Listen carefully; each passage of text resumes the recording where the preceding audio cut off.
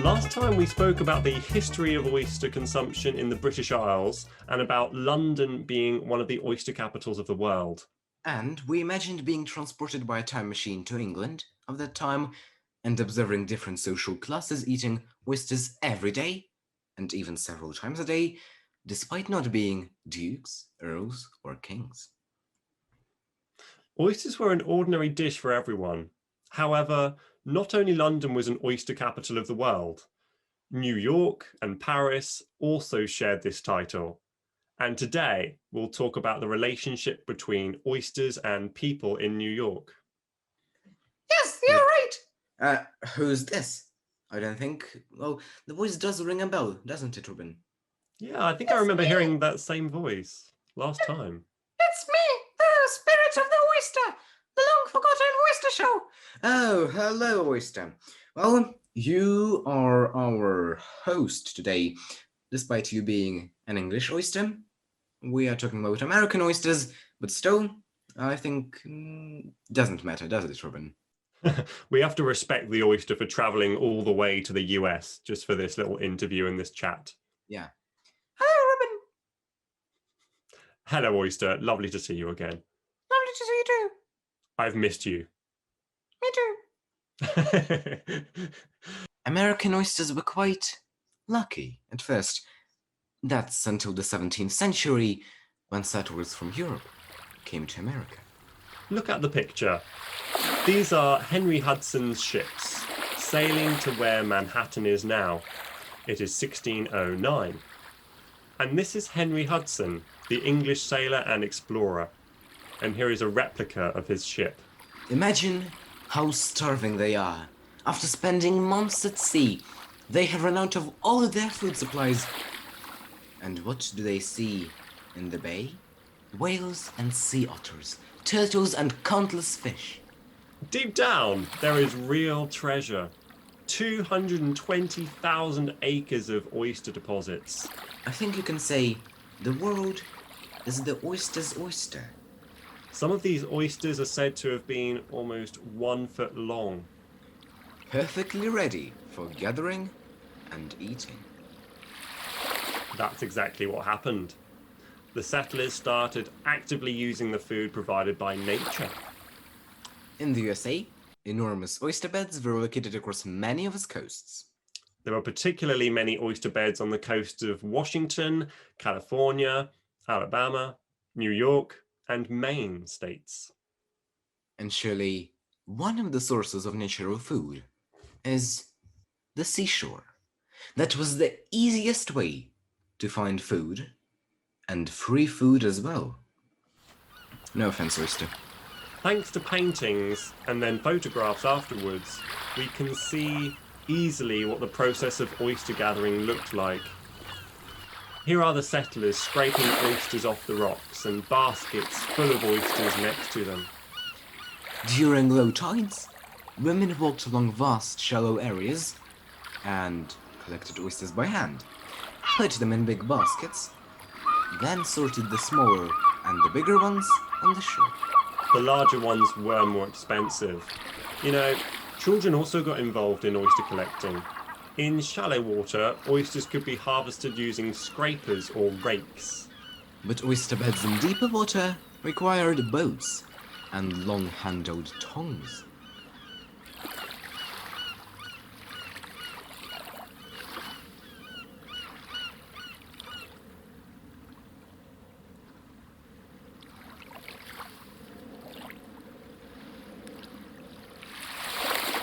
This photo definitely captures my imagination. All those heaps on the shore are oysters that have been gathered by fishermen just in the space of one morning. Looking at the photo, you can imagine the amount of oysters gathered every day. Let's have a closer look at one of these places. We see fishing boats at the docks and people choosing oysters around every heap. Everyone could come and buy some oysters. How barbaric! Yes, I agree with you, Oyster, but It's also quite barbaric for people not to eat anything, isn't it? And oysters do eat plankton, you know. Ruben, have you heard of islands called Little and Great Oyster Islands. I guess you're talking about the islands that are located by the east coast of the US and are now called Ellis Island and Liberty Island. Liberty Island is well known for the world famous Statue of Liberty, of course. Exactly. And before, they were called Oyster Islands because large tidal flats around them hosted vast oyster beds. In New York Harbor, archaeologists have come across fossilized heaps of shells dating back to the 7th century BC. Ruben, remember Henry Hudson? Remember how he said that he was the first one to eat oysters in America? Well, it was only 1609, and now it's 7th century BC, so before Christ, and he was certainly not about this time long, was he? You're right. I don't think he would have come from that time before Christ. Yeah. Yes, so he was beaten. Are you okay to break the bad news to him?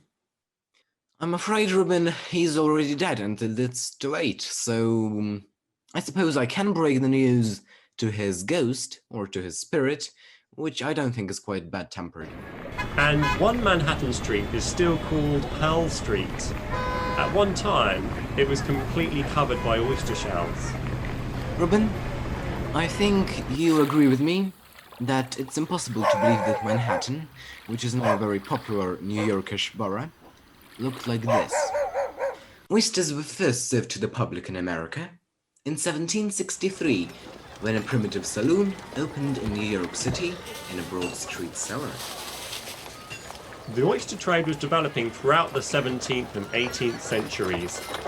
Huge amounts of oysters were sold everywhere, on oyster stands, by street fishmongers, and hundreds of oyster cellars or oyster saloons opened along densely populated thoroughfares such as Canal Street and Lower Manhattan in New York. Oysters were so abundant and so extremely cheap, cheaper than meat, poultry and fish, that even the poorest and hungriest New Yorker was always able to afford some bread and oysters. Starting from the mid-17th century, oysters were also pickled for transport to inland towns and even abroad.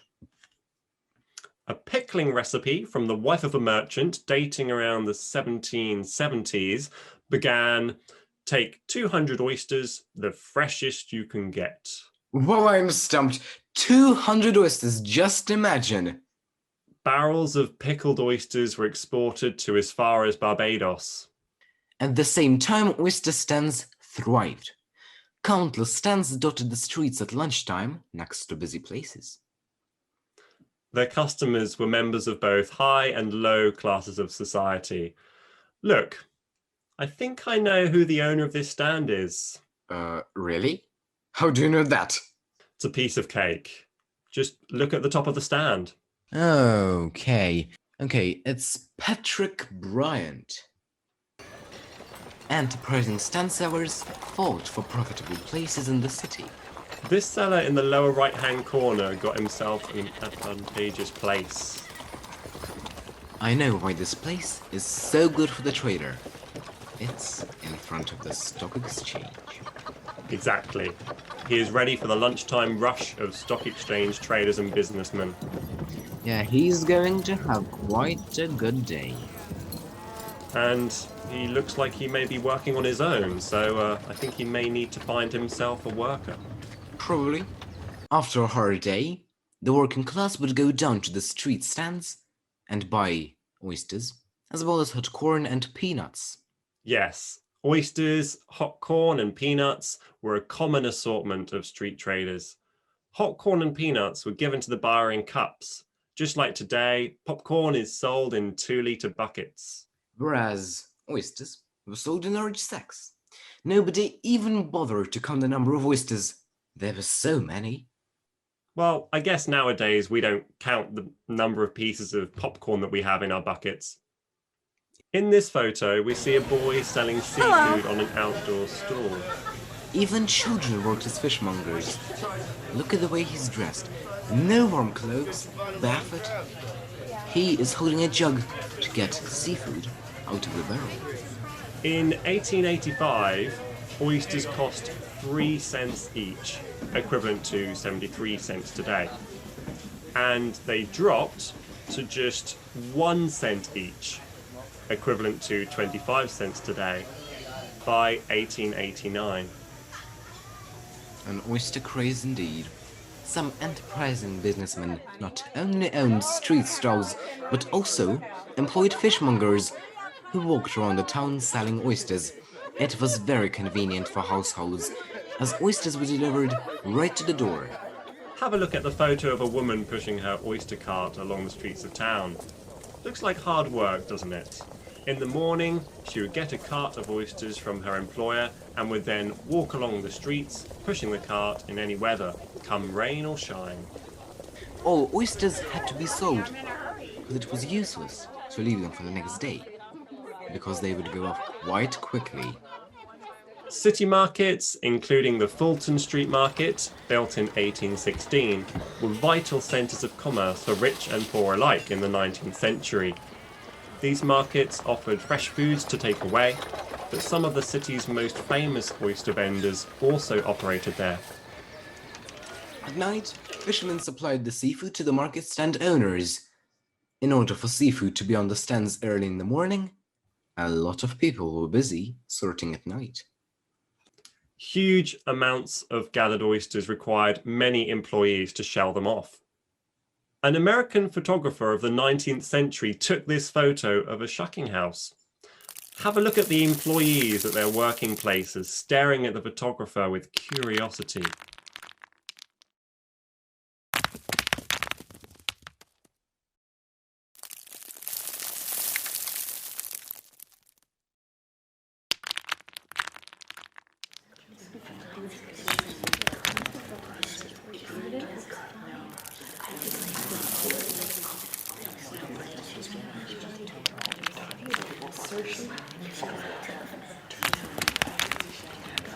Oysters were sold in huge amounts at the markets.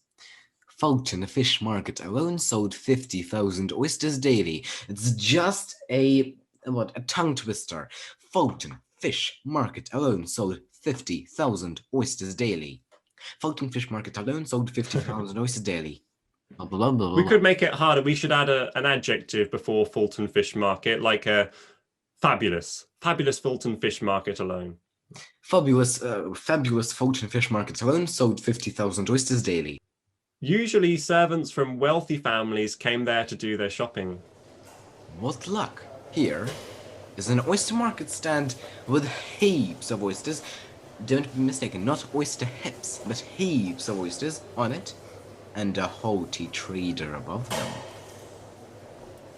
Looking at the picture, we can see it is morning, and huge baskets full of oysters are ready to be sold on the oyster stand of the Fulton Market. I think market vendors had more beneficial conditions than street sellers, and it's so unusual to see vendors wearing top hats, which are now considered aristocratic. And these Fulton Market stands not only sold raw oysters, but also offered oysters cooked in different ways. This was commercially more profitable for the market vendors, as customers who didn't have to cook them afterwards bought them in bigger quantities to take them home, or could eat them right there. The number of oyster sellers at markets was huge. We see oyster saloon signs everywhere we go.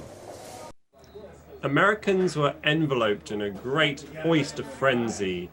In every town there were oyster parlors, oyster cellars, oyster saloons, and oyster bars, oyster houses, oyster stalls, and oyster lunchrooms. The author George Makepeace Towell noted in 1870, "There is scarcely a square without several oyster saloons. They are above ground and underground, in shanties and palaces." For 10 pence, you may have a large dish of oysters done in any style you will, and as many as you can consume. The restaurants, ostentatious and humble, are in the season crowded with oyster lovers. Ladies and gentlemen, workmen and seamstresses resort to them in multitudes. and for a trifle, may have a right royal feast. Oyster cellars were in the basements of homes, plain on the outside but fancy inside. They became gathering places for politicians and the social elite. By 1874, New York City alone had over 850 oyster cellars, saloons, houses, and lunchrooms. Eating establishments thrived by offering quick meals that appealed to upper-class businessmen and workers short on time. Oysters were the perfect choice, as they could be served and eaten quickly. An oyster buffet included raw, fried, and stewed oysters with salt, pepper, olive oil, mustard, and vinegar. Many of the saloons were open from morning till late at night. City residents of all social classes could eat a quick, inexpensive oyster meal. Their motto was, All you can eat for 6 cents. And for 15 cents, you could even get a meal worthy of a king. A bowl of oyster chowder full of oysters to the brim. That means 36 oysters in a portion. A chunk of bread with butter. A salad with a few sauces. and, if you had guests, no evening was complete without oysters. No host worthy of the name failed to serve the luscious bivalves, as they were called, to his guests. There was an article published in 1889 that shared several oyster recipes. It started with a poem heralding the return of oyster season. Let us roister with the oyster in the shorter days and moister. That are brought by brown September with its roguish final R. On breakfast, for breakfast of a supper, on the undershell wrapper. Of dishes he's the daisy, and of shellfish he's the star.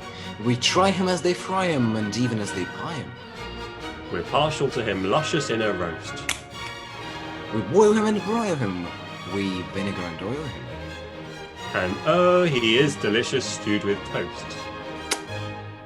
We eat him with tomatoes and salad with potatoes. Nor look him, oh, with horror, when he follows the cold slaw. And neither does he fret us if he marches after lettuce. And a breast of cayenne pepper when his majesty is raw. So welcome with September to the knife and glowing amber. Juicy darling of our dainties, dispossessor of the clam. To the oyster then, a hoister, with him a royal oyster.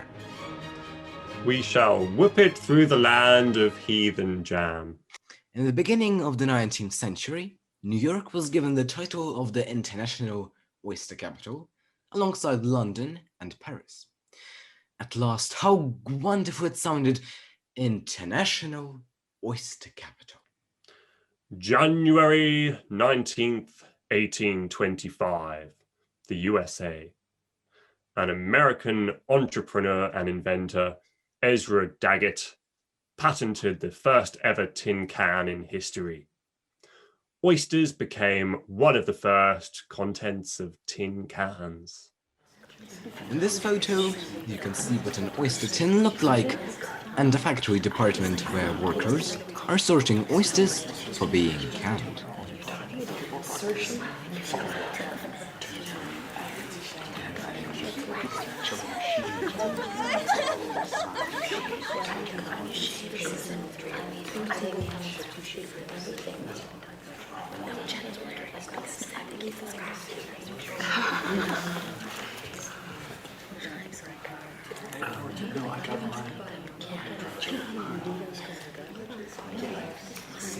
The cans were first made by hand, cutting tin sheets that were bent around a cylindrical mold and seam soldered. Tops and bottoms were then cut and soldered to the body. A cap hole was left in the top, through which the oysters were inserted. It was closed by soldering a cap over the hole.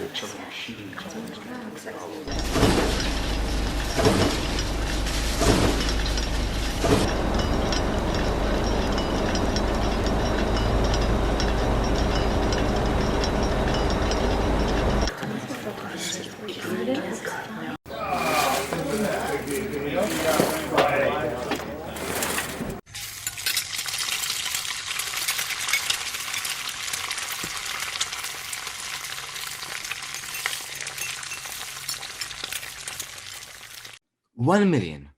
That's the approximate number of oysters eaten by New Yorkers every day. And how would the locals use millions of oyster shells left after oyster consumption? Heaps of oyster shells filled the streets of New York. Special oyster shell processing facilities were constructed.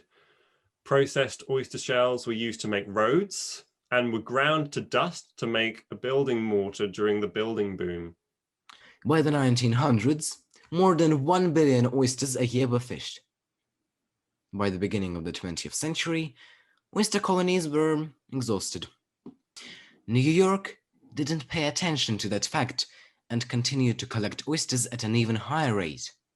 Oysters couldn't withstand such a high rate, and soon they faced the danger of total extinction. They did indeed. Another threat for oyster reefs was expanding coastal line of cities. What was originally a swampy, rocky, shallow ideal for oyster beds turned into a constant line of docks. It was good for trade and production, but terribly bad for sea creatures. Let's have a look at New York, and you can see the coastal line having been turned into a harbor. The final straw for oysters was waste that was poured into the New York harbor.